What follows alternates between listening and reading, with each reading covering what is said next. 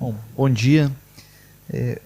Me coube a moderação do painel, o que eu agradeço muito à organização do evento, e nós teremos um diálogo, um debate sobre regulação, concorrência e infraestrutura, com a doutora Flávia Tâmega, diretora jurídica da Arteris, Sociedade Anônima, o Juliano Noman, que foi presidente da Agência Nacional de Aviação Civil e hoje preside a Associação das Empresas Aéreas Brasileiras, ABAR, o Lucas Laupman, que é coordenador acadêmico de Direito Regulatório da Escola Superior de Advocacia da OAB do Rio de Janeiro, e o Dr. Miguel Moura e Silva, da Autoridade da Concorrência aqui da República Portuguesa. Eu queria cumprimentar todos que comparecem, que acompanham, e me permitam cumprimentar de maneira especial meu amigo Marcelo Guaraniz, meu antigo secretário executivo, sempre secretário executivo do Ministério da Economia. Grande alegria rever o Marcelo aqui. Dito isso, seguindo a dinâmica que foi sugerida, nós teríamos uma fala de 5 a 10 minutos para cada participante, em seguida de rodadas de debate conduzidas por este moderador. Então, se me permitem a sugestão, acho que nós poderíamos começar com o nosso anfitrião de Portugal, o Dr. Miguel Moura e Silva, a quem, com muito gosto, passaria a palavra para as suas considerações iniciais dentro desse tempo de 5 a 10 minutos, e assim prosseguiríamos depois, penso eu, com o Dr. Lucas, depois com o Dr. Juliano, e terminando a primeira rodada com a doutora Flávia. Então, muito obrigado. Muito obrigado, professor Levi. É um prazer estar aqui, mais uma iniciativa do FIB, em que eu tenho participado regularmente. Eu, para além de ser, eu neste momento sou conselheiro da Autoridade da Concorrência, estou a terminar o meu mandato e por isso tudo aquilo que eu aqui vou dizer é a título estritamente pessoal e, portanto, não representa o ponto de vista da Autoridade da Concorrência, e sou também professor na Faculdade de Direito da Universidade de Lisboa, portanto tenho uma visão também académica relativamente a estes temas. Algumas ideias-chave que eu queria aqui passar têm que ver com as especificidades do modelo da União Europeia. Uma das coisas que eu percebo na interação que tenho com colegas brasileiros é que nós temos aqui um quadro jurídico que é muito diferente, e isso tem repercussões, sobretudo para a atividade das empresas, mas também para a compreensão dos juristas. Em primeiro lugar, Portugal está integrado na União Europeia. A União Europeia tem uma ordem jurídica própria e é uma ordem jurídica de sobreposição.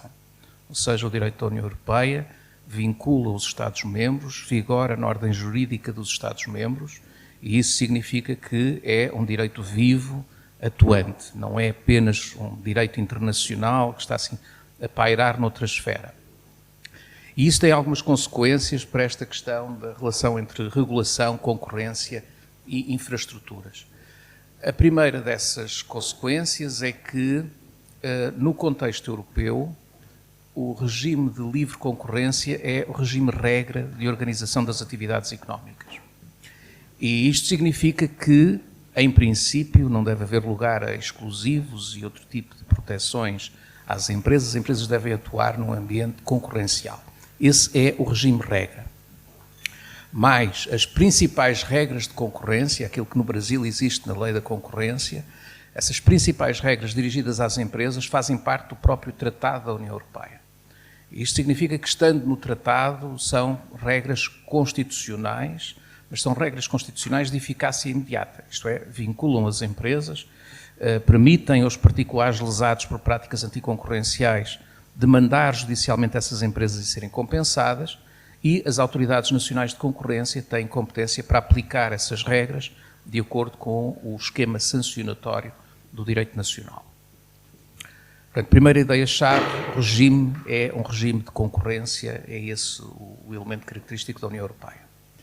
Em segundo lugar, isto não significa naturalmente que não haja, enfim, Portugal, como o resto do mundo, há concessões, as concessões implicam, regra geral, direitos exclusivos, e isso passa-se com toda a normalidade na União Europeia. Mas também aqui as regras de concorrência impõem obrigações aos Estados, uma vez que os Estados-membros, quando concedem estes direitos exclusivos, não o podem fazer violando as próprias regras de concorrência. O que é que isto quer dizer? Em termos de um dos corolários é, por exemplo, quando um Estado faz uma concessão ou atribui um direito exclusivo, o Estado não pode criar uma posição dominante, uma empresa em posição dominante, se essa posição dominante for inevitavelmente abusada em resultado da natureza do exclusivo. E, portanto, esse é mais um limite a que os Estados estão sujeitos. O contexto específico do mercado interno na União Europeia tem também outras implicações, que são boa parte daquilo que nós, no nosso direito administrativo, conhecíamos como a concessão de serviço público, está hoje em dia enquadrada pelo direito da União Europeia, seja ao nível destas regras gerais de que eu falei, seja ao nível do enquadramento regulatório setorial. E também aqui há uma especificidade. O que acontecia era, até final dos anos 70, boa parte dos grandes setores, energia, telecomunicações, transportes, temos as grandes infraestruturas, eram setores essencialmente fechados. Havia monopólios, tipicamente monopólios estatais, empresas públicas, encarregues da prestação destes serviços. Nos anos 80, entramos numa onda liberalizadora, e essa onda liberalizadora é impulsionada pela União Europeia, que, para além de obrigar os Estados a abolir aquilo que eram os antigos direitos exclusivos e a introduzir concorrência nos segmentos onde essa concorrência é possível, criou também um quadro regulatório para estes setores. E, portanto, também aqui o nosso enquadramento para a energia, para os transportes, tudo isso está essencialmente definido em legislação europeia. Porque esta legislação é liberalizadora, ela visa impedir os Estados-membros de impor regras ou aplicar medidas que sejam discriminatórias. Isto é, a lógica é uma lógica de acesso ao mercado, independentemente da nacionalidade das empresas. E isto beneficia naturalmente tanto as empresas da União Europeia como as empresas de países terceiros que se tenham estabelecido no mercado interno, porque aí, estabelecido num Estado-membro, vão poder circular livremente e beneficiar destas liberdades em todos os Estados-membros. Mas isto também significa que a confusão que existia entre Estado acionista e Estado regulador teve que ser resolvida. Por exemplo, transporte aéreo, temos a TAP, que ainda é uma empresa pública, controlada pelo Estado, mas a regulação do setor aéreo, naturalmente, compete a uma entidade independente, a uma autarquia, como se diz no Brasil. Essa separação, a exigência de criação de autoridades independentes, é ela própria também uma exigência de direito da União Europeia. E essa independência serve, sobretudo, para evitar este conflito de interesses entre Estado acionista e Estado regulador. O que é que acontece? Qual é a intervenção que a concorrência tem nestes processos? Nos casos em que existe um direito exclusivo, estamos tipicamente a falar de situações em que há um quadro regulatório. Tipicamente, se há um direito exclusivo é porque está associado normalmente a uma situação de monopólio natural, e aí as práticas da empresa serão, sobretudo, sujeitas àquilo que é o enquadramento regulatório. Por exemplo, na área do ambiente, nós temos um conjunto de concessões para aquilo que chamamos o tratamento em alta, isto é, recolha e tratamento de resíduos em grandes quantidades, a nível supramunicipal, que estão atribuídos em regime de concessão. Essa concessão é regulada por um regulador especializado, a ERSAR, que é o regulador da água e de resíduos, e o que acontece é que os tarifários da recolha de resíduos são regulados, ou seja, há um índice de CAPEX mais uma remuneração razoável. Isso é o trabalho do regulador. Porquê? Porque é um monopólio natural, aqui a concorrência não ajuda a trazer melhores resultados para os consumidores e, portanto, isso é o plano de intervenção das entidades reguladoras. Onde é que entra então aqui a concorrência? Bom, isso era o ponto principal que eu queria aqui focar. A concorrência entra, em primeiro lugar, no próprio desenho do modelo de concessões. Isto é, no caso de uma concessão, nós deixamos de ter concorrência no mercado. Acontece, por exemplo, no transporte aéreo, nós temos vários operadores de transporte aéreo que utilizam uma mesma infraestrutura, o aeroporto. Mas o aeroporto em si, esse é a infraestrutura sujeita à regulação. Nós tivemos esse caso há uns anos atrás, quando houve a concessão dos aeroportos em Portugal. Provavelmente vamos ter agora, também em breve, uma nova discussão, e a Autoridade da Concorrência, aliás, vai apresentar também algumas recomendações ao Governo nas próximas semanas sobre precisamente a construção do novo aeroporto de Lisboa, que é a maior infraestrutura em que Portugal vai investir nos próximos anos, par com as linhas de caminho de ferro de alta velocidade, e em que a questão é, se a concorrência já não é no mercado, mas pelo mercado, então convém que, para compatibilizarmos o interesse de eficiência e eficácia na despesa pública, por um lado, com a necessidade de tentar beneficiar o máximo da concorrência, então os próprios processos têm que ser bem desenhados.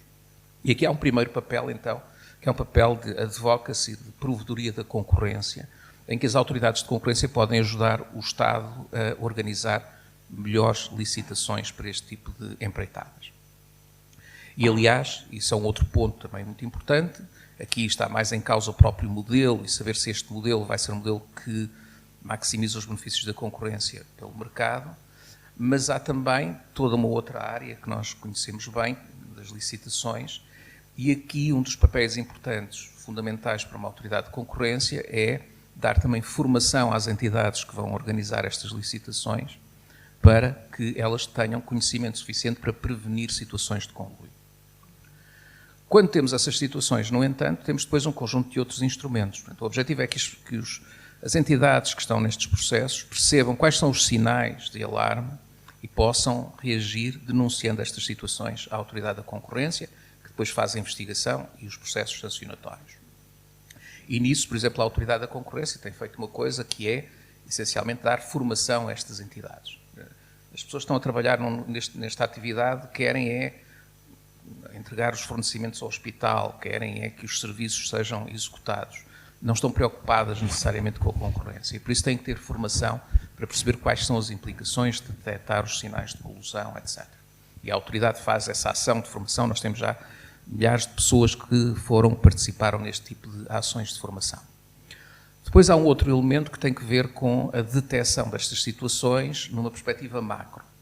Isto é uma coisa que Portugal, o Brasil, o CADES têm também uma atividade muito importante nesta área, a Espanha, que desenvolveu agora um modelo informático, uma aplicação que é o Brava, que visam fazer o quê? Visam olhar para o agregado destes concursos públicos e detectar indícios de colusão. E hoje em dia esta vai ser uma das áreas de maior investimento, sobretudo com recurso à inteligência artificial. Depois temos também um outro tema, que é, uma vez identificadas estas situações, ou muitas vezes as próprias empresas que participam, quando há conluio nestas licitações, é o instrumento da leniência, que foi focado no painel anterior e que é também um instrumento muito importante para detectar e punir de forma eficaz este tipo de práticas. E, portanto, esta é uma panorâmica geral sobre como é que a concorrência intervém nesta área. Há uma outra área, queria só deixar agora aqui a introdução e depois, se o moderador entender, podemos voltar a ela, que é a área dos mercados digitais. Isto é, nós pensamos em infraestruturas, sobretudo infraestruturas que são planeadas pela iniciativa pública e depois são concessionadas, tipicamente a privados. Mas há uma outra área que é das próprias infraestruturas que são criadas por privados. E isto é muito importante no caso dos mercados digitais, porque boa parte das plataformas digitais são plataformas privadas, não é? E podemos perguntar, bom, e nesse caso há uma intervenção para o direito da concorrência? E a resposta é sim, existe. Existe uma intervenção do direito da concorrência porque, em certas circunstâncias específicas, o facto de uma plataforma utilizar esse poder de controlar o acesso ao mercado através da plataforma, pode levar a práticas abusivas, que são elas próprias violações significativas das regras de concorrência. E isso tem sido uma prática, quer das autoridades europeias, quer das autoridades nacionais, de intervenção nesses casos. O que levanta um problema que é, bom, mas nós não queremos anular os incentivos para os privados construírem estas plataformas, construírem estas infraestruturas essenciais para a economia digital. E é por isso que a intervenção é uma intervenção excepcional. Nós tivemos um caso muito recente, que é o caso Android Auto, em que uma empresa italiana, a Enel, aliás, a empresa pública italiana de energia elétrica, criou uma aplicação para que os usuários pudessem identificar postos de carregamento dos veículos elétricos, saber o preço e identificar através do do computador instalado no carro. A Google desenvolveu um sistema operativo para estes computadores dos automóveis. E o que é que aconteceu? A Enel criou uma app. Essa app funciona no telemóvel, no celular de qualquer pessoa, mas como é evidente, se eu estou a guiar, eu não vou pegar no meu celular, não é? Porque posso ser multado, entre outras coisas. Ou causar um acidente que é pior ainda. E por isso eu preciso ter acesso a isso no painel de instrumentos do carro. Ora, a Google com o Android Auto controla o acesso a esse sistema. E o que é que aconteceu? A Enel pediu à Google para lhe dar as APIs, os interfaces para a aplicação. A Google recusou, ao mesmo tempo que estava a desenvolver APIs para a sua aplicação Google Maps para integrar esse tipo de informação. A autoridade italiana da concorrência interveio, considerou que havia aqui um abuso de posição dominante e o Tribunal de Justiça da União Europeia reconheceu essa situação. Isto é, a empresa que tem uma plataforma que é construída não de forma fechada, para não assustar as empresas, não é uma plataforma que é para ser utilizada internamente pela empresa para depois prestar a sua atividade. É uma plataforma aberta. Um sistema operativo é uma plataforma que está aberta àqueles que desenvolvem apps. Então, se é uma plataforma aberta, então a empresa tem um dever de atuar em boa-fé, permitindo o acesso a essa plataforma àqueles que querem operar nesse ecossistema. E essa é a lição muito importante deste caso Android Auto. Portanto, fugindo aqui um pouco ao tema mais tradicional, das infraestruturas, enfim, de aço e pedra e betão, mas é de facto uma área também importante. E com isso terminava a minha fala. Obrigado.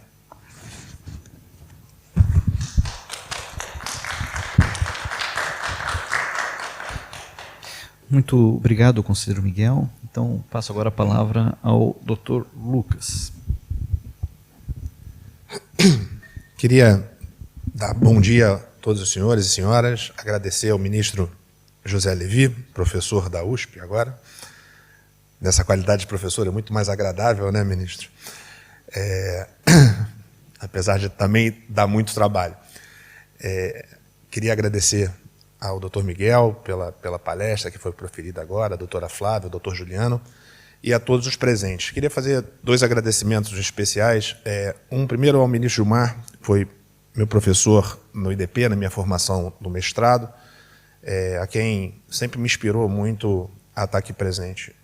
A outra pessoa, o Dr. Sidney Gonzalez, que é hoje diretor da FGV, e tem da FGV Conhecimento, e tem propagado muito um ensino no Rio de Janeiro e aqui em Portugal. E agradecer aos nossos amigos portugueses. Caiu meu copo que foi embora.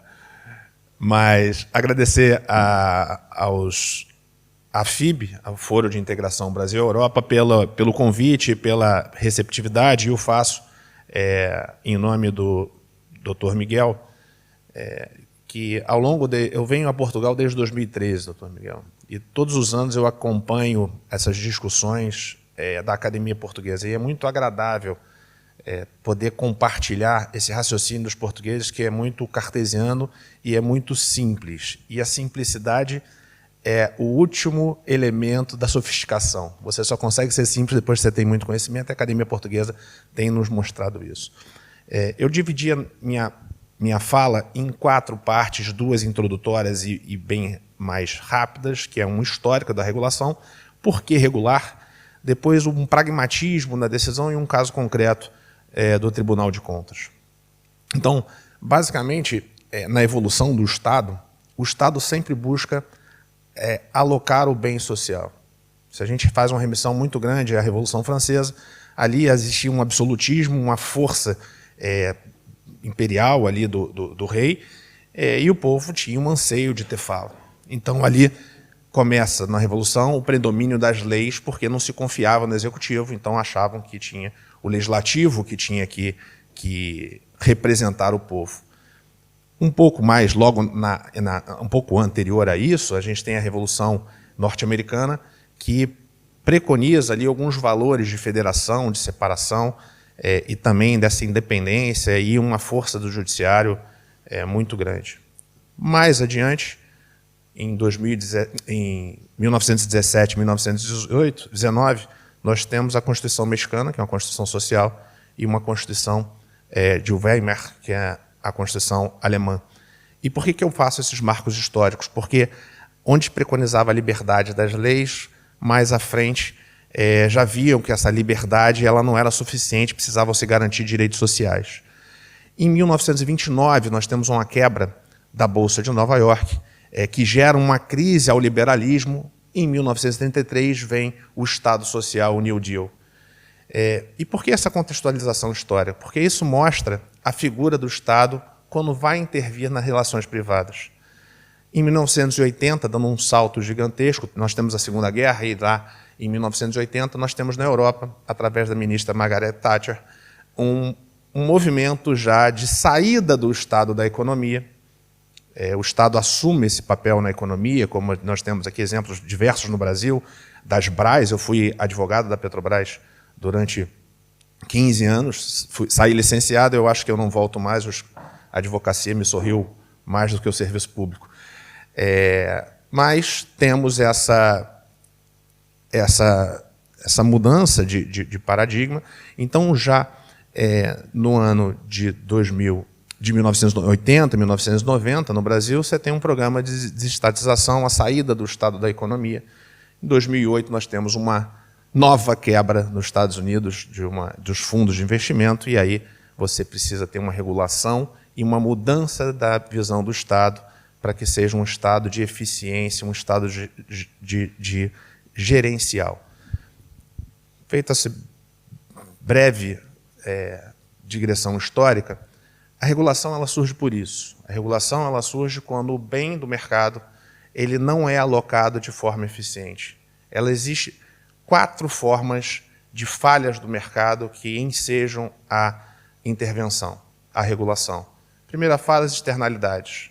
Por exemplo, quando uma empresa polui, ela precisa internalizar esse custo para dentro dela para que não prejudique a sociedade. O segundo ponto são os bens públicos, iluminação pública. Se imagina que a iniciativa, por exemplo, você imagina que a iniciativa privada tenha a vontade de patrocinar e de imiscuir nessa área. Então, o Estado ele precisa de fornecer incentivos para que isso. Outro ponto são as assimetrias dentro do mercado, como os planos de seguro, os planos de saúde, questões que são muito técnicas e precisam ser reguladas e fiscalizadas pelo Estado, e o ponto da concorrência, quando tem monopólios, que o Estado precisa controlar e regular esses monopólios para que a gente tenha, por exemplo, uma universalização dos serviços. Você imagina que uma empresa que vá fornecer telecomunicação ou aviação no Brasil, elas queiram ficar com Rio de Janeiro, São Paulo e com Sudeste e Sul e talvez não fornecer voos ao Acre. Então, a regulação ela obriga que essas companhias também forneçam os serviços ao final para todos a sociedade. Então, esse é um panorama por que o Estado regula. A regulação é uma intervenção do Estado na iniciativa privada quando essa iniciativa não é autossuficiente.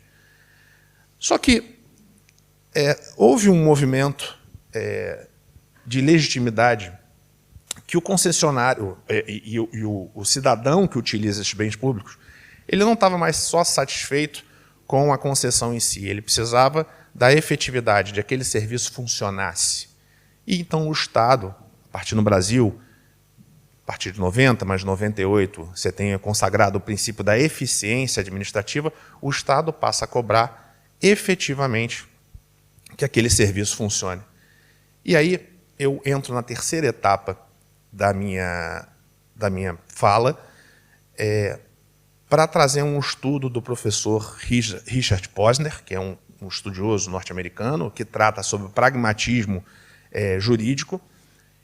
E isso influencia hoje, o ministro Benjamin agora há pouco mencionava dos ventos da consensualidade, isso impacta hoje a discussão no direito administrativo e no direito regulatório.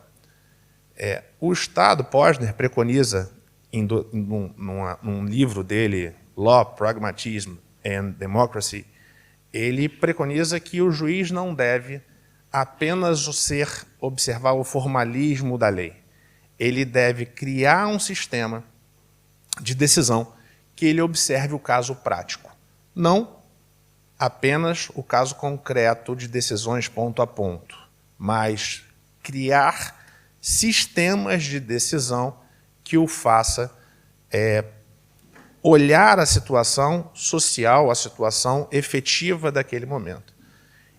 E aí, entrando na quarta etapa, eu queria falar do acórdão 1369 do Tribunal de Contas, cuja relatoria foi do ministro Bruno Dantas, que falou aqui no evento ontem. Esse acórdão ele tratava da rodovia Fernão Dias. Fernão Dias é uma rodovia que sai de Belo Horizonte, em Minas Gerais, no estado do Rio de Janeiro, até São Paulo, cidade de economia mais forte do país. Essa rodovia ela movimentava cerca de 15% do PIB. E, por conta dessa... Está aqui entrando o ministro Benjamin Zimler, paro para homenageá-lo e agradecer ao ministro Benjamin. O ministro Benjamin tem sido um apoio intelectual e de uma generosidade tremenda na minha formação. Então, ministro, muito bem-vindo. Estava agora, ministro, mencionando o acórdão que a SESEX Consenso fez da Fernão Dias. Então, o acórdão 1369, cuja relatoria foi do ministro Bruno, e falava dessa importância dessa rodovia e da situação que o tribunal se debruçou pragmática, porque a Fernão Dias ela tinha uma série de problemas e a empresa concessionária ela não tinha mais como investir dentro dessa rodovia. Existiam vários problemas, um número de acidentes alarmante, uma peculiaridade do solo que a estrada construía, a estrada arrebentava, então era uma situação muito difícil. E o Tribunal de Contas fez uma análise cuja a situação se dava em 3 soluções. A primeira solução, deixava a concessionária do jeito que está, esperava o tempo de concessão acabar. Isso era fadado ao fracasso. A segunda possibilidade, caçar a licitação e abrir uma nova licitação. Só que esse processo no Brasil é um processo demorado, um processo que dura 3 a 4 anos, o que o resultado prático também não seria efetivo.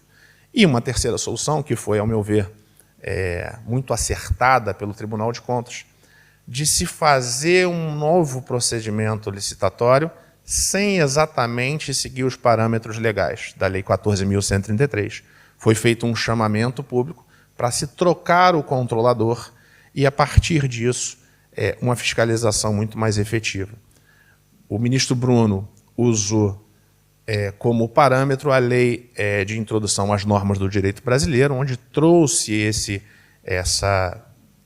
pragmatismo legal para o nosso ordenamento. Então, vejam que o administrador hoje ele está diante de estratégias de decisão. E quais são as estratégias de decisões? Muitas vezes, a lei formal ela vai te dar interpretações possíveis. No caso da licitação, era importante se abrir para que todos pudessem concorrer, para não ter uma burla licitação, mas não dava para seguir estritamente aquele formalismo legal. E o Tribunal de Contas optou por essa opção, perdão da redundância, mas fez de forma muito acertada, garantindo que fosse retomada a atividade, um novo controle acionário e a estrada está indo bem com a fiscalização do Tribunal de Contas. Então, esse é um panorama geral. Eu queria falar dessa importância do pragmatismo legal de Posner, que foi aduzido à doutrina brasileira através da Lei de Introdução às Normas do Direito Brasileiro, cujo relator foi o senador, à época, que é hoje ministro Anastasia, junto com a contribuição do professor Carlos Ari e do meu orientador, professor Floriano de Azevedo. Queria agradecer a todos, acho que eu termino dentro do prazo estabelecido, passo a palavra ao moderador. Muito obrigado.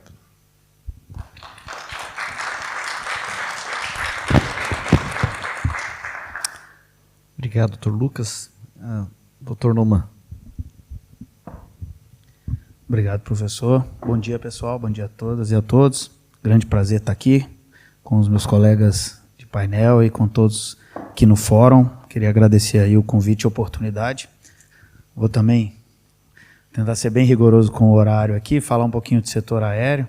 Acho que minha experiência do setor aéreo me leva a tentar fazer uma introdução um pouco mais breve, porque normalmente é um setor que traz muita curiosidade, muita dúvida, e as pessoas participam muito. Então, acho que vou tentar ser breve aqui, viu, professor, para ver se a gente consegue fazer algum debate aí e tentar responder as perguntas que vierem. Falando um pouco do setor aéreo, vou rapidamente dividir aqui nas duas grandes indústrias que fazem a frente ali com o consumidor, com o passageiro, que é a infraestrutura aeroportuária, então basicamente os aeroportos, e aí transporte aéreo, a gente fala um pouquinho de empresas aéreas. Para falar de infraestrutura aeroportuária e um pouquinho do modelo que a gente tem no Brasil, a gente tinha basicamente antes um modelo em que era uma empresa estatal chamada Infraero, tinha um monopólio do setor, e aí uma regulação muito técnica, basicamente de segurança, né? O setor aéreo é um setor muito intensivo em regulações de segurança, e aí, em algum momento o Estado decide fazer uma transição para um modelo e transferir os aeroportos para a gestão da iniciativa privada, e aí a gente cria um programa de concessão aeroportuária, e aí as questões de concorrência vêm, concorrência pelo mercado, concorrência no mercado, e aí a primeira grande pergunta foi, até que ponto o aeroporto é um monopólio e até que ponto há concorrência entre aeroportos? Acho que, no final das contas, a resposta é bom e velho depende. O aeroporto acaba que é uma indústria multisserviços. É claro que para aquela origem de destino que está ali e para alguns aeroportos estratégicos e centrais tem mesmo um monopólio. A pessoa que quer ir para aquele destino ou se o aeroporto está muito perto dos grandes centros, só serve aquele aeroporto, então há ali de fato um monopólio natural. Para alguns outros serviços que o aeroporto também oferece alguma concorrência. Por exemplo, serviços de conexão. Os aeroportos que tem bons serviços de hubs, e aí, para fazer por conexão, você pode fazer conexão pela cidade A ou conexão pela cidade B. Então, nesse caso, teria alguma competição. Eles podem competir por voos internacionais também, então, eventualmente, para oferecer voos internacionais, há alguma competição. No fim do dia, acho que a conclusão é que é uma firma multisserviço. Para o que é monopólio natural, é importantíssimo regular e garantir que haja uma boa competição pelo mercado. A gente tem uma boa competição pelo mercado e aí depois uma boa regulação que garanta que não vai haver excessos nem para os consumidores, nem para as empresas aéreas. No fim do dia isso significa custo, o custo vai estar no preço da passagem, acaba sendo sempre recaindo para o consumidor, para o passageiro. Para aqueles serviços onde há alguma concorrência, ter uma regulação que garanta as oportunidades de concorrência, né? Então, mais uma vez, sem que haja um exercício excessivo do poder de mercado, mas que haja concorrência. Foi basicamente isso que norteou o programa de concessões do setor aéreo, muito rapidamente. Então, a gente tinha ali nas primeiras rodadas, para as grandes portas de entrada e saída do mercado internacional brasileiro, alguma regra de restrição. Então, por exemplo, quem ganhasse o aeroporto de Guarulhos, que é o maior aeroporto do país, tem lá uns 80% do tráfego internacional, não podia concorrer e não podia ser o acionista majoritário do aeroporto do Galeão, por exemplo, que era a segunda grande porta, tinha lá uns 16%, 17% do tráfego internacional. Então, os dois, 97%, aí sim seria um monopólio. Então, alguma regra de restrição concorrencial, mas, via de regra, a regulação do transporte aéreo de infraestrutura aeroportuária é garantir uma competição muito grande pelo mercado, garantir regras de que não haja depois um exercício de poder de mercado, então regras de controle de preço, a tarifa de embarque até hoje ela é regulada, tem lá o price cap, revenue cap, a depender do modelo, e alguma regra ali na hora da competição do leilão para garantir competição nesses mercados, como eu falei, o internacional. Acho que um resumo bem rápido e sintético do que foi o programa de concessões do setor aéreo brasileiro, né, do setor aeroportuário brasileiro é esse. Depois, quando o programa avança para infraestruturas menores, aí você não precisa ter muita restrição de participação, já não havia um grande risco de se criar grandes monopólios, e aeroportos menores, inclusive, não precisavam nem de regulação de preço. Então, por exemplo, o setor de carga pode ser totalmente desregulado, isso incentiva até, eventualmente, alguma competição ali, que é outro setor que tem alguma competição no setor de carga. Você pode ter grandes terminais de cargas, que são basicamente grandes hubs logísticos. Então, esse é o resumo para a área de infraestrutura aeroportuária. Para a área de setor aéreo, e aí é curioso, aí a regulação de segurança é sempre muito importante, mas não é o caso aqui. Aí a regulação de concorrência ela é mais desafiadora. Você, de fato, e aí o setor aéreo brasileiro se valeu muito dos exemplos aqui da Europa. A regulação andou num caminho, ela era bem fechada no começo. Em algum momento, o Estado brasileiro decide fazer uma abertura dos mercados, uma abertura pró-concorrencial. Então, a gente está falando aí de mais ou menos uns 20 anos atrás. Preço era controlado no mercado. Para você abrir uma rota, você tinha que pedir autorização à autoridade aeroportuária, fazia-se uma análise de aproveitamento de rota. Se você quisesse fazer uma promoção de preço de passagem, você tinha que pedir permissão ao regulador para fazer uma análise para ver se aquela promoção não era exagerada, se não era alguma coisa que pudesse afetar a competição. Então, era um modelo bem restrito, com o Estado muito presente, e aí, em algum momento, passa-se a um movimento de abertura. E aí, o curioso é que eles vão na direção contrária, né? Se a infraestrutura aeroportuária, por ser um monopólio estatal, ele praticamente não tinha regulação econômica e de competição, com a abertura para a iniciatividade, passa-se a ter, como eu já falei, cuidado com a competição, com o monopólio, etc. Mas o setor aéreo vai na direção contrária, numa direção mais de abertura, porque com a abertura a conclusão é que você, com mais competição, você vai ter mais eficiência, atender melhor aos passageiros, e aí você tem ali as firmas competindo pelo passageiro. Você tinha menos barreiras, não era um monopólio natural, você podia ter quantas empresas quisesse, enfim. As questões que justificavam uma regulação econômica um pouco maior para a infraestrutura aeroportuária não eram as mesmas e não são as mesmas para o transporte aéreo, para as empresas aéreas. Então o Brasil andou em direções opostas nos dois, mais ou menos ao mesmo tempo. E aí deu-se o que a gente chama de liberdade de rotas, ou seja, cada empresa define a rota, o horário, quantas rotas quer fazer, então quantos voos quer colocar, se quer fazer voo direto, se quer fazer voo em conexão, isso é uma decisão empresarial. Preço também foi liberado, então houve a liberdade tarifária. Para vocês terem uma ideia com a liberdade tarifária, a tarifa no primeiro momento ali, em 5, 6 anos, ela cai a 1/3 do que era o preço regulado. Com isso, o setor aéreo brasileiro triplica, sai de 30 milhões de passageiros para quase 100 em 10 anos.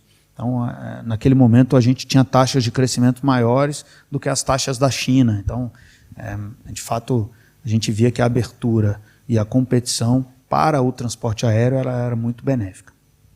Então, para os mercados internacionais, falando de transporte aéreo, também era tudo muito fechado. Se uma empresa quisesse, por exemplo, oferecer um serviço Brasil-Portugal, tinha que pedir autorização à autoridade brasileira e à autoridade portuguesa. Os acordos de serviços aéreos, eles eram bem fechados, então a gente passa por um movimento ali de abrir os céus, né? A gente chama de acordos de céus abertos. Deixa as empresas, deixa a TAP voar para Brasília, para Salvador, para Fortaleza, Porto Alegre, Curitiba, São Paulo, Rio, e da mesma forma Latam, Azul, enfim, quem quiser. Então, para o mercado internacional também há um processo de abertura muito grande com os chamados acordos de céus abertos. E aí, com este movimento, a gente, como eu falei, triplica o mercado, traz novas empresas. Um pouco mais para frente, passa-se por uma reforma legislativa que permite investimento de capital estrangeiro em empresa aérea até mais 2020, mais ou menos, 2017, 2018. Um estrangeiro só podia investir no setor aéreo brasileiro a um limite de 20% do capital total da empresa, o que na prática é zero, porque você vai fazer um investimento relevante sem ter controle nenhum da instituição, praticamente impedia que houvesse um investimento. Então, hoje não tem restrição, hoje uma empresa internacional, Emirates, a TAP, ou qualquer um, pode montar uma empresa aérea no Brasil sem limite, desde que seja dentro do Brasil, com as leis brasileiras, pode competir naturalmente. Foi um movimento importante. E havia uma regulação que era uma regulação de produto, no final das contas, que dizia o seguinte: quem quiser vender passagem aérea no Brasil tem que vender a passagem aérea com remarcação, assento, bagagem, tudo incluído no preço. Então, era um produto único. Isso limitava a competição e limita a competição, porque no final das contas você só vai competir para ser mais eficiente, competir talvez por preço e horário. E o movimento que o mundo inteiro já tinha feito, Antes, décadas para trás, era um movimento de deixar cada empresa, inclusive, definir seu modelo de negócio. A Europa é um belíssimo exemplo de como as empresas low cost vieram oferecendo praticamente só o direito de entrar no avião e ser transportado, né, e como isso revolucionou e popularizou o transporte aéreo aqui na União Europeia, Estados Unidos também, outros grandes mercados. Então, o Brasil faz um movimento também de desregular o produto. Então, cada empresa aérea pode ter diferentes níveis de produto para o mesmo avião, e aí tem seus modelos de negócio e estratégia. Esse ainda é um tema bem polêmico e não consolidado no Brasil. A famosa regulação da bagagem ainda é uma discussão bem polêmica, em que, por um lado, se acredita que o transporte mínimo deve estar embutido no preço o direito de transportar uma bagagem de porão, para dar um exemplo, versus uma outra corrente que acha que com mais liberdade se tem mais empresas, mais modelos de negócio, mais estratégias, beneficiando, mais opção, beneficia sempre o consumidor. Então, acho que esse é também um resumo do que acontece no transporte aéreo e é um resumo da discussão que a gente enfrenta hoje no Brasil, ainda é a regulação do produto. Devemos regular o produto, sim ou não? Acho que para o resto é uma regulação bem consolidada. Por isso, vou parar por aqui. Não sei se fiquei no tempo, mas agradeço de qualquer forma. Obrigado. Vamos lá. Bom dia a todos, boa tarde já, né? A todos e a todas. Saudação especial ao Levi, que é o nosso moderador, os colegas de painel. Muito bem, eu vou trazer um pouco da visão mais prática como investidor privado do setor de infraestrutura, em especial o setor de rodovias, né? A gente sabe que a proteção à concorrência ela é muito mais do que um tema econômico, ela visa realmente fortalecer a democracia de um país. Cito principalmente 3 fatores, né, conceitualmente falando aqui. Primeiramente, a concentração de mercado na mão de poucos players acaba influenciando decisões políticas e até agendas regulatórias, a gente sabe disso. Então, é importantíssima essa abertura, quanto mais players atuando nos setores, melhor. Incentiva a inovação, incentiva o desenvolvimento de novas ideias, novas tecnologias. A gente sabe que a diversidade de players também tem um papel fundamental no desenvolvimento dos setores. Concentrar em poucos players também leva a um atraso, digamos assim, nessas novas práticas. E, por fim, um terceiro fator que eu julgo fundamental é a confiabilidade das instituições, né? Você criar ambientes onde você promove a concorrência de maneira legítima e transparente, você realmente tem ali uma confiabilidade da sociedade nas instituições. Então, passando essa parte mais conceitual, eu vou trazer um pouco da visão do investidor, né? Como é que você promove concorrência para setores regulados, por exemplo? Como é que você atrai os investidores?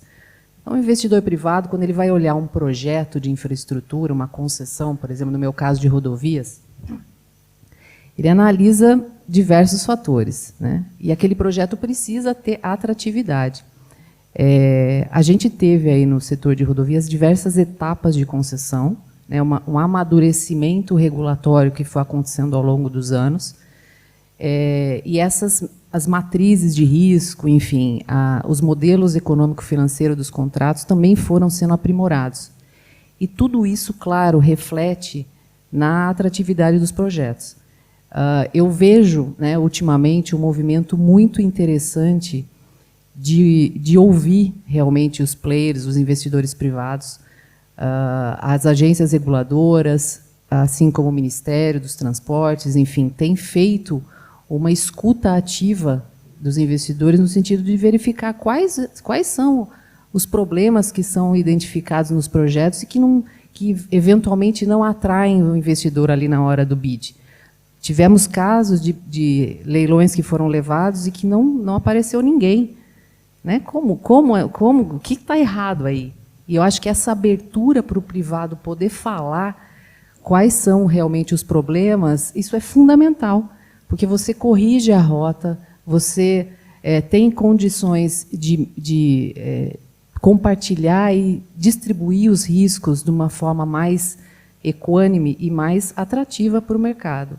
Hoje, esses novos leilões, né, eu posso dizer, porque tenho tenho estudado bastante esses contratos de quinta etapa de concessão de rodovias, eles trouxeram inovações fantásticas para o modelo de concessão.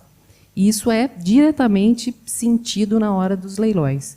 Tivemos muitas concorrências, descontos interessantes nos valores de tarifa. Então, realmente, o governo está muito feliz com o que tem acontecido e acho que isso é bom para todo mundo.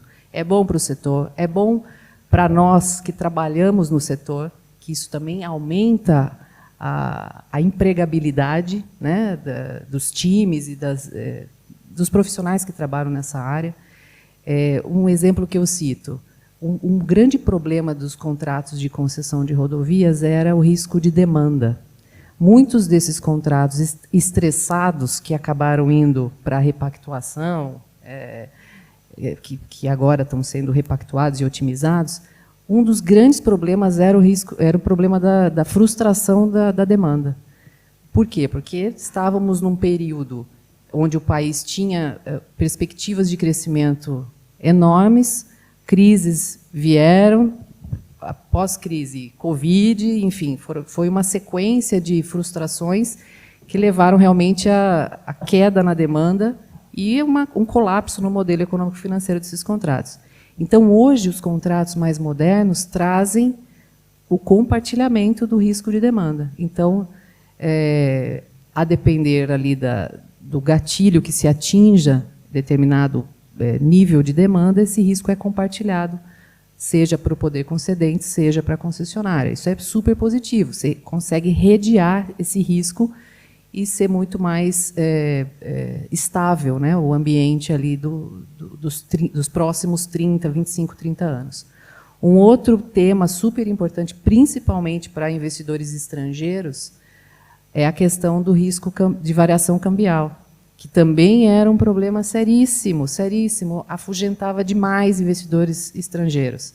E esse risco acabou sendo mitigado também com o mecanismo de compartilhamento nesses novos contratos, onde as variações elas vão ser compartilhadas e o poder concedente assume parte desse risco. Dentre outros tantos que eu não vou mencionar aqui, porque senão vou me alongar demais, mas realmente essa abertura, né, para ouvir o investidor e para sentir o que realmente afugenta na hora de apresentar uma proposta é super importante. E aí eu queria trazer mais um ponto que eu acho que também para contribuir aqui com o debate, né? Estudando infraestrutura de maneira geral, né, existe um índice que ele é mundial, ele está já na 37ª edição, chama IWD, não sei se vocês já ouviram falar, é o Índice de Competitividade entre os Países, né? 69 países são avaliados por esse grupo, né, de especialistas, e sobre diversos temas. E ele é um balizador muito importante em termos de competitividade, o quanto o país ele consegue, em termos globais, gerar negócios, gerar crescimento e competir com os demais países do globo, né? São 69. Qual a posição que vocês acham que o Brasil ocupa? Infelizmente, nós estamos muito mal nesse índice.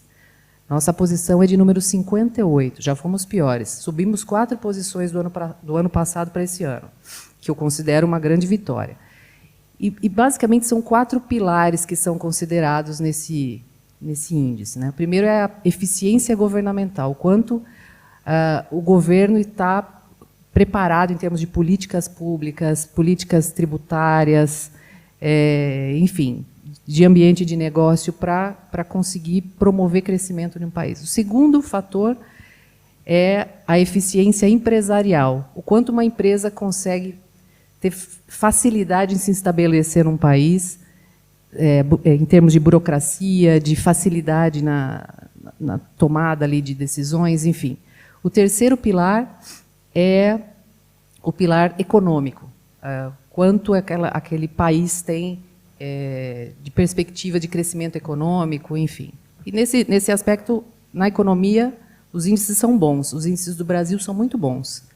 Ele sobe muito no ranking, mas qual é o pior fator, é o quarto que eu vou falar aqui, infraestrutura. Infelizmente, nós temos um déficit de infraestrutura gigantesco no Brasil. Isso cria um ciclo vicioso, porque se eu não consigo atrair investidores para botar dinheiro, para desenvolver a infraestrutura, eu não consigo criar no Brasil um ambiente competitivo que atraia esses próprios investidores.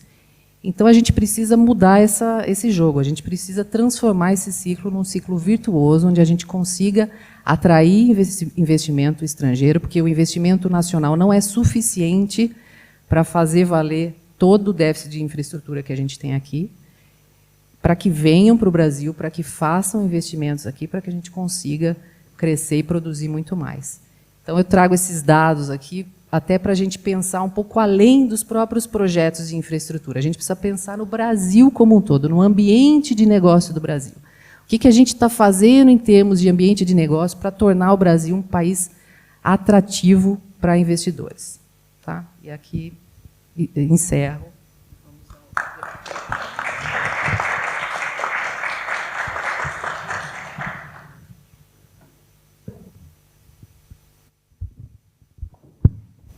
Bom, eu queria agradecer essa primeira rodada, ao mesmo tempo que eu cumprimento o nosso ministro Eduardo Jorge Caldas Pereira, que se faz presente, o ministro Benjamin Zimmer, que também vem aqui conosco. Grande alegria tê-los também aqui conosco. Nós temos ainda 14 minutos dentro daquilo que está previsto. Se os 4 painelistas me permitirem a sugestão, eu abriria para quem eventualmente queira fazer alguma pergunta da plateia. Será que ele levantou a primeira mão? Senhora? Sim?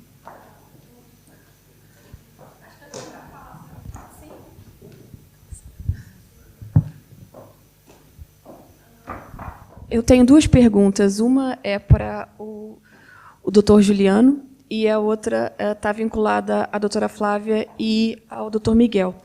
A primeira pergunta para o doutor Juliano seria referente à sua própria fala em relação à decisão de ontem do ministro em suspender todas as ações que fazem referência à questão aeroportuária, por entender que existe um conflito entre a aplicação do Código de Defesa do Consumidor ou o Código Aeronáutico.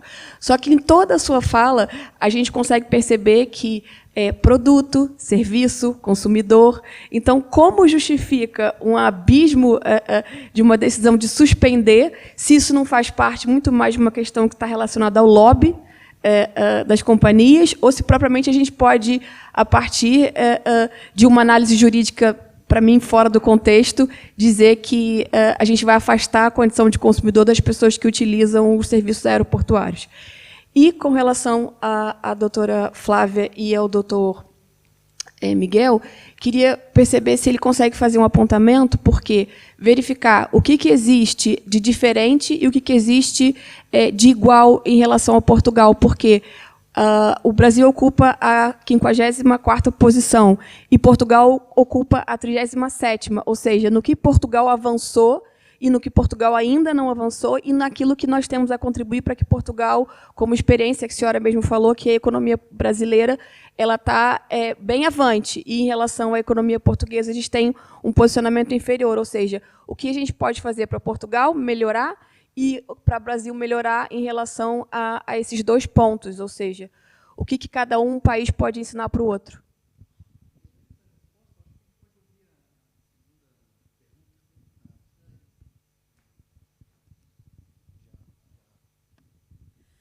Tá.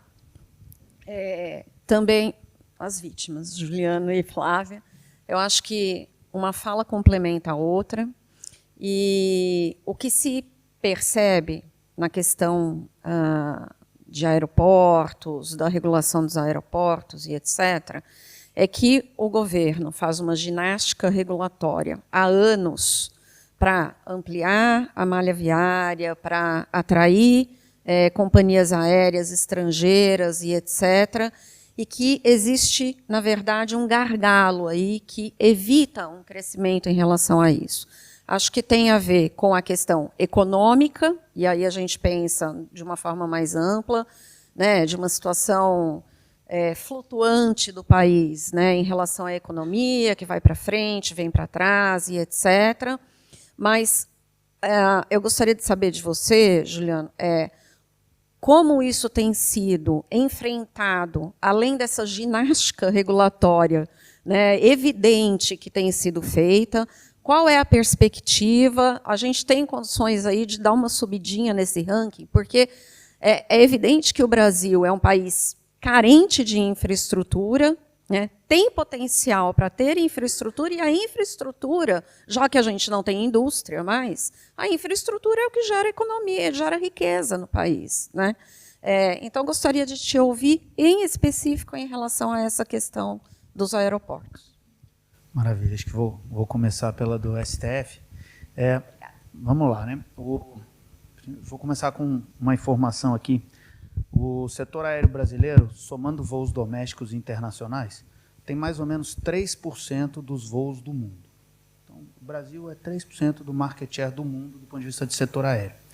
E a gente tem 95% de todas as ações judiciais contra empresas aéreas. A Delta tem 7 voos para o Brasil, todo dia. 1.700 voos dentro dos Estados Unidos todos os dias. A Delta tem mais advogados no Brasil do que no resto do mundo inteiro.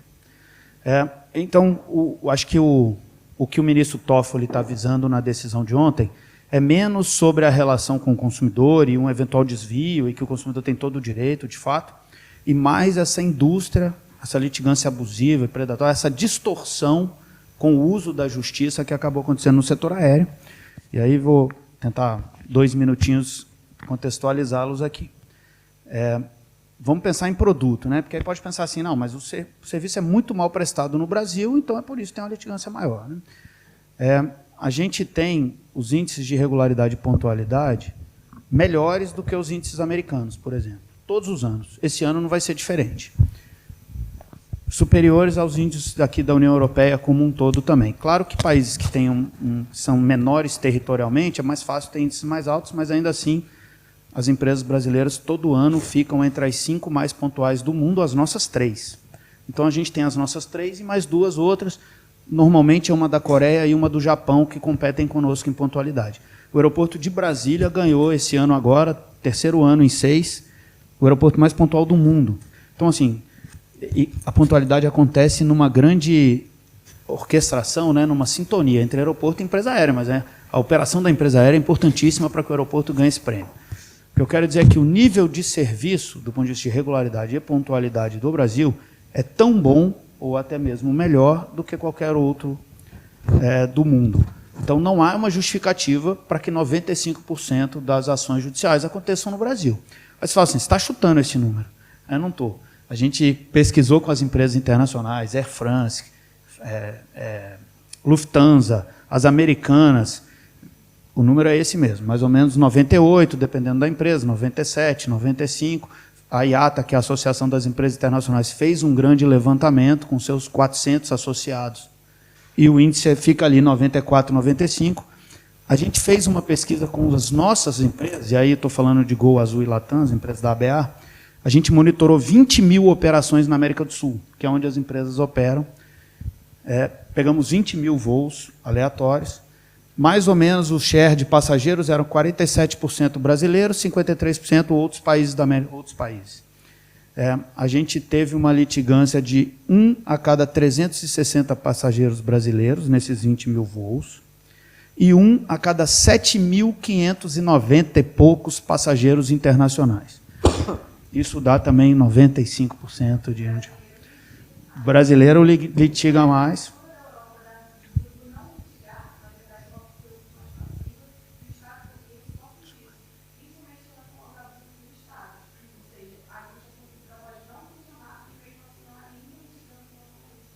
Então, se dobrasse, triplicasse, a gente ia sair de 95 para 87. Eu acho que ainda há uma grande distorção aplicada. Então, é importante buscar os seus direitos, mas o que eu acho que o que está acontecendo no Brasil, que é o que o ministro Toffoli, que é o que o STF está muito preocupado, a decisão de ontem foi do setor aéreo, mas fala-se de segurança jurídica e ambiente de negócio de várias indústrias, né, de vários setores, farmácia, banco, isso... Não.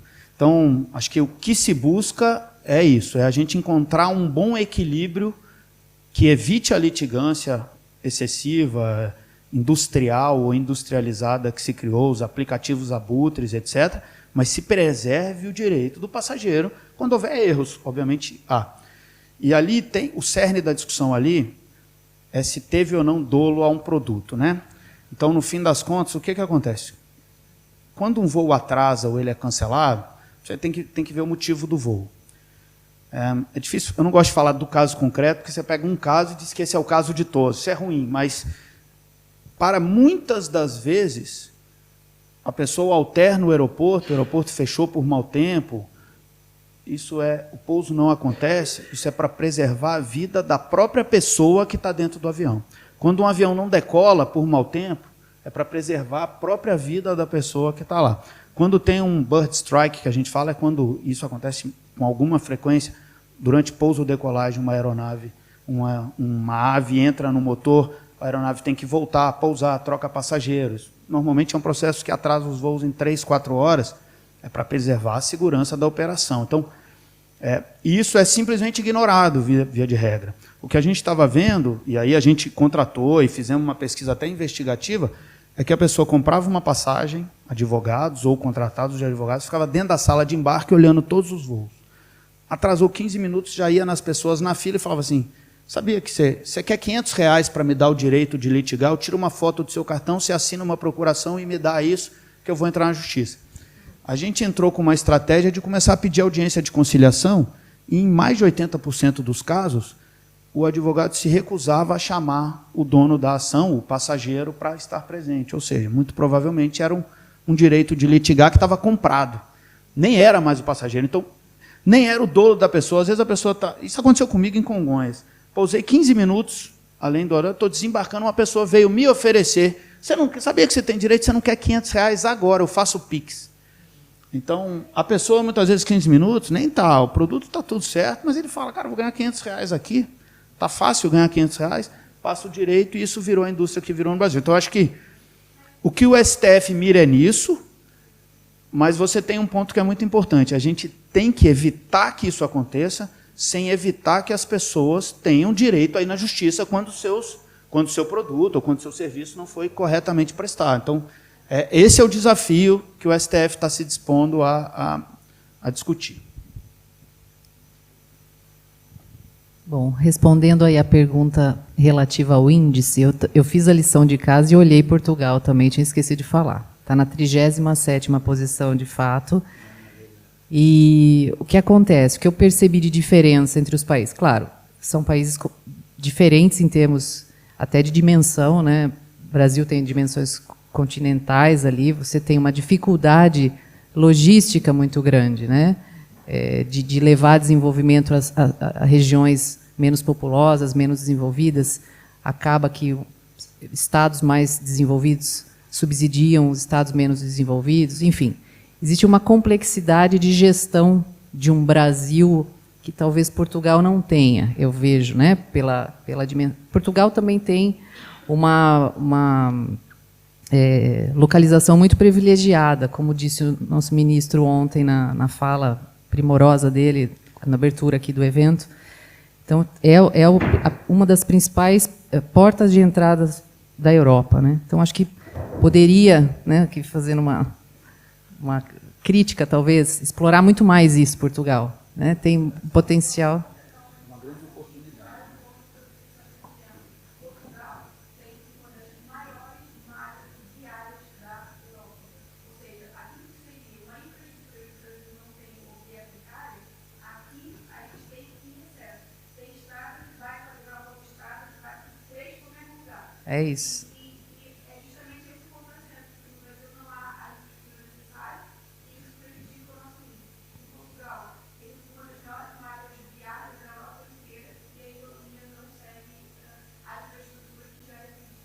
Exato.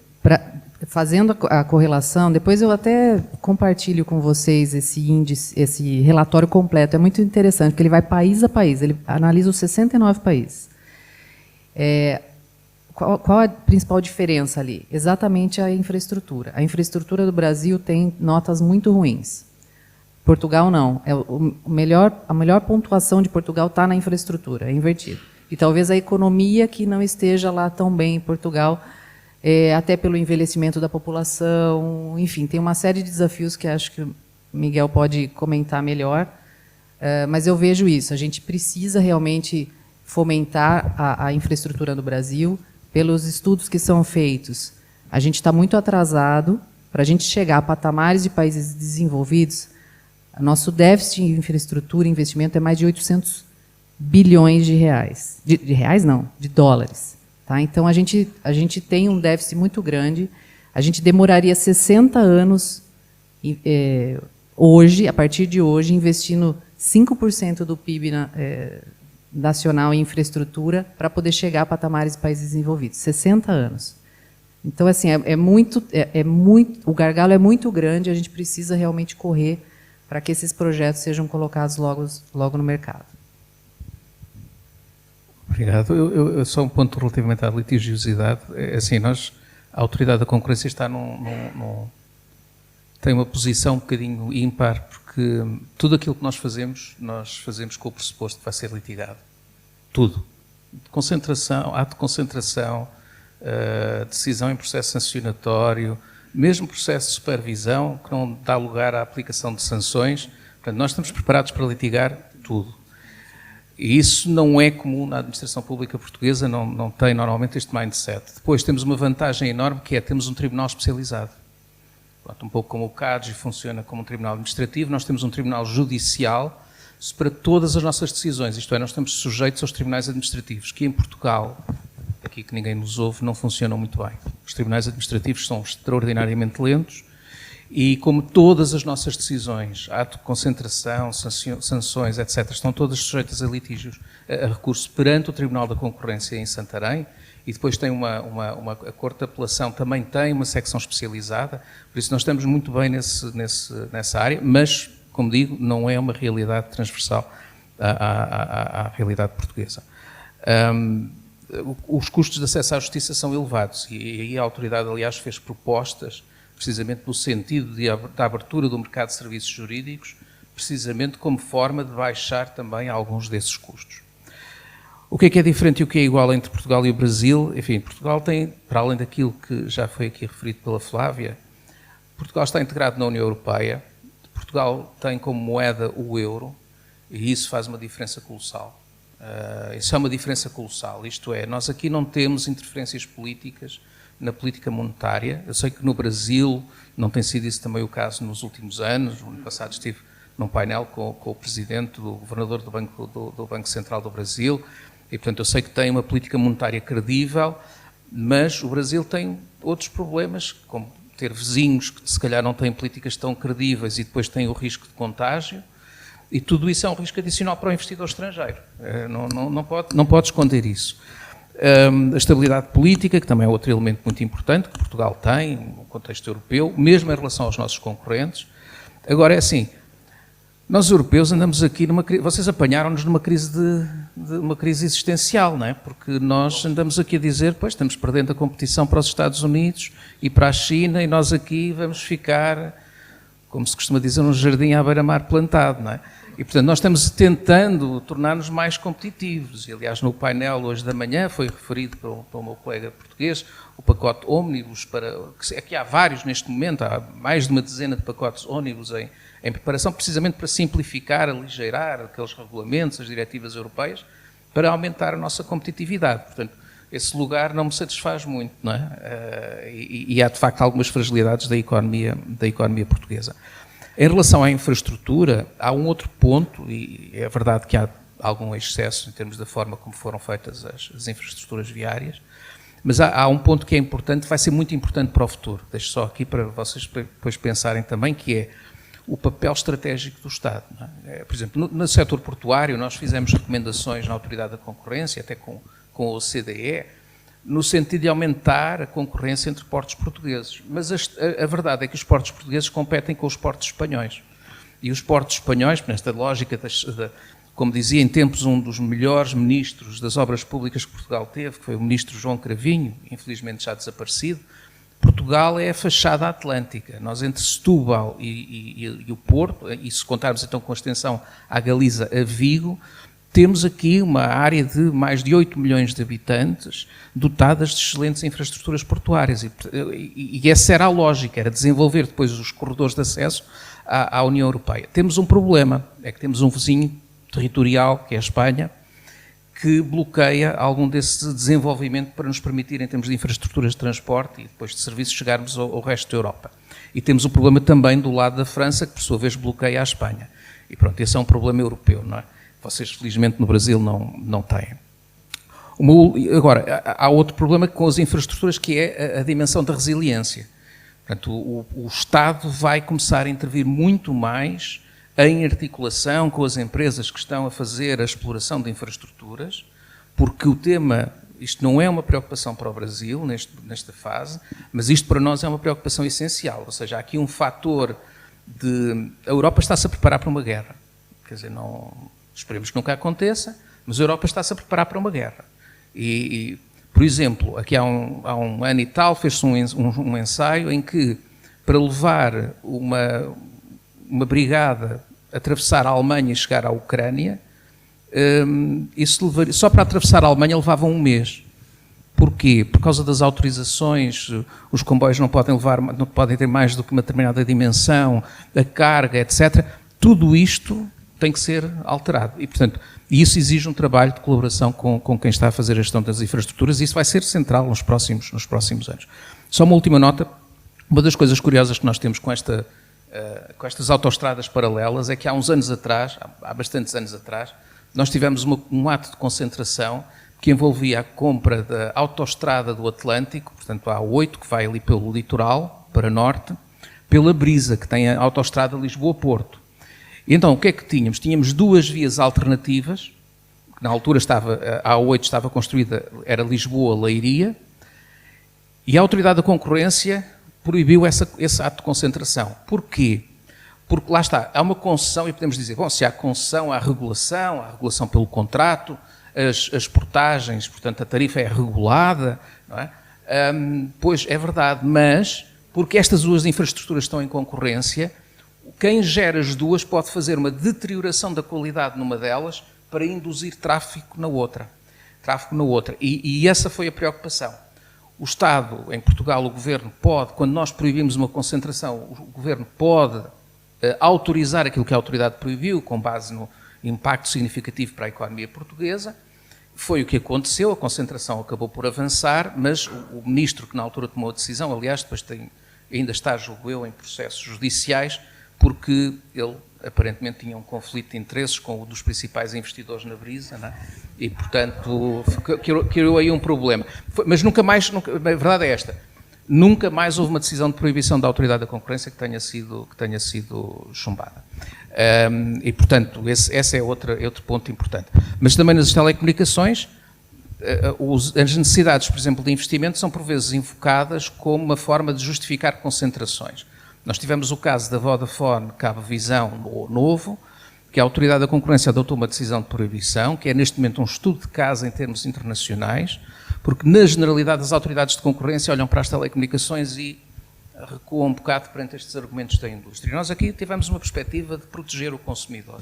O consumidor tem que ter variedade de escolha e, portanto, não podemos permitir a criação de oligopólios cada vez mais estritos, quando Portugal tem, nas telecomunicações, infelizmente, temos preços muito altos por comparação com a média europeia. Obrigado. Bom.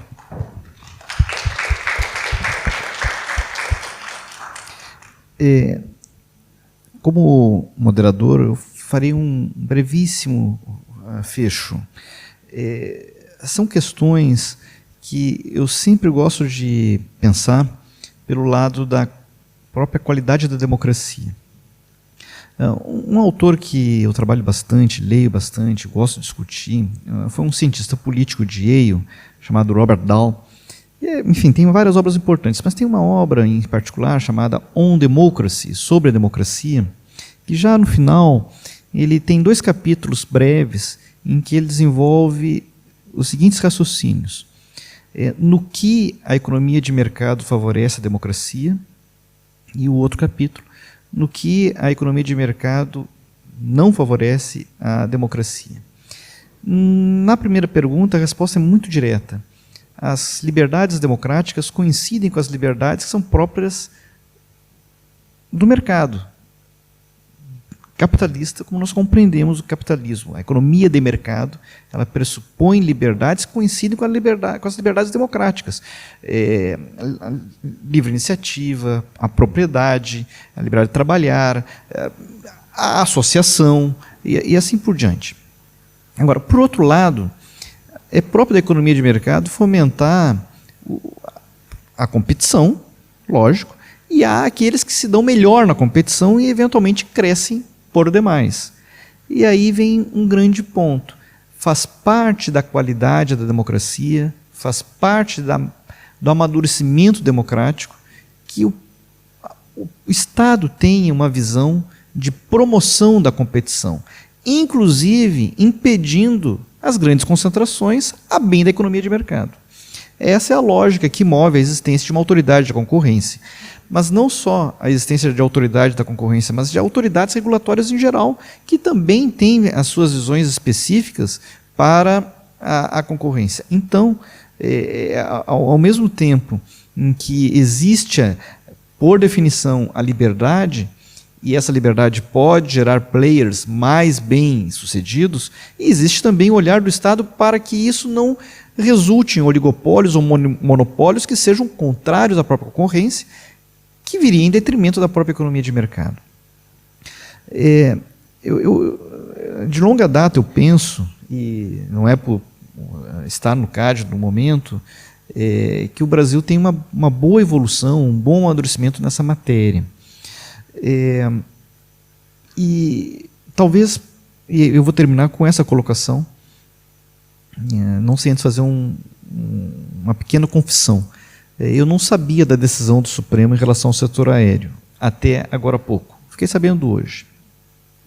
Essa decisão do Supremo, assim, eu confesso para vocês que eu até abstraio o setor em que ela se deu.